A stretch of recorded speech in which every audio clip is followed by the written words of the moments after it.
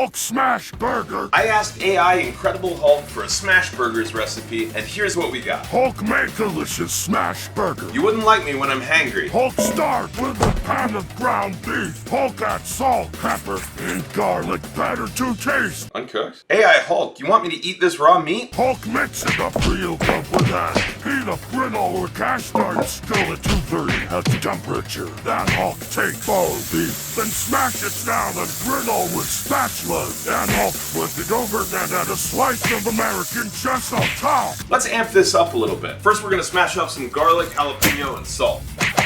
Now we're gonna add avocado and lime juice. Would you look at that?